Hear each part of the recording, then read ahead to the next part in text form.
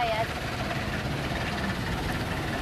Kung titignan, ito ay pangkaraniwang jeep lamang. Pero sa iilan nating mga tsuper na biyaheng Novaliches Commonwealth, ito na ang nagsisilbing tahanan sa gitna ng init, usok, ulan at trapiko.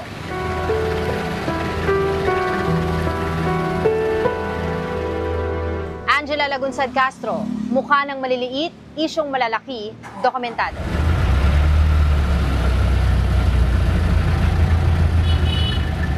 Maghapon mang pumasada ang tsoper na si Tatay Rudy. Sapat lang ang kanyang kinikita para sa pag-aaral ng 4 na anak na nasa Nueva Ecija.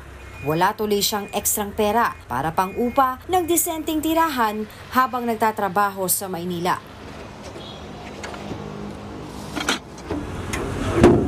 Kaya ang kanyang jeep ang naging silungan sa loob ng halos 3 taon.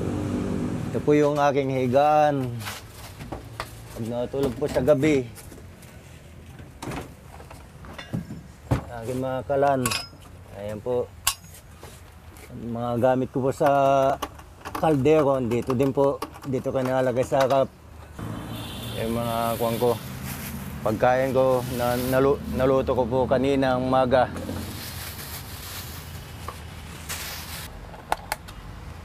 Yan po yung ulam. Ulam ko, talong sa okra po, saka kamatis na ginisa.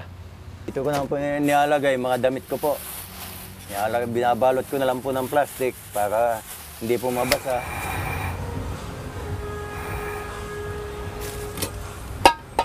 Nagluluto po ng hapunan. Kapag wala po akong biyahe, nagluluto po ako.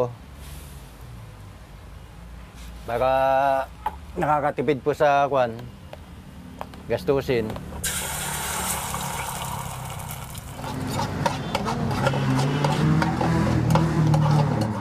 Kain po tayo.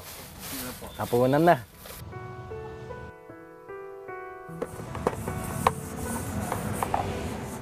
Kalbaryo raw kina Tatay Rudy at iba pang kasamahang driver na sa jeep din nakatira.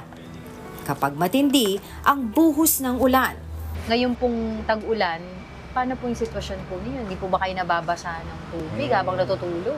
Hindi naman po. Basta ilalak ko lang po yung mga ng takapal ko. Tapos nalagay ko yung tali para pag humangin po, hindi kakawag-tawag yung takapal. Hindi papasok yung tubig. Oh. Pag medyo talagang malakas ang ulan, test muna pag Kahit mabasa. Lilipas din po yan. Ang buhay ay parang sa pamamasada. Bawat tao ay may kanya-kanyang biyahe. Mabagal man ang takbo ng buhay ni Mang Rudy, kumpara sa iba, pasasaan pa, ay mararating din niya ang destinasyon na pinapangarap niya para sa pamilya. Mga kapatid, Jig Manikad po, pagdating sa mahalagang balita sa loob at labas ng bansa, dapat una sa lahat, mag-follow at mag-subscribe na sa social media pages ng News 5.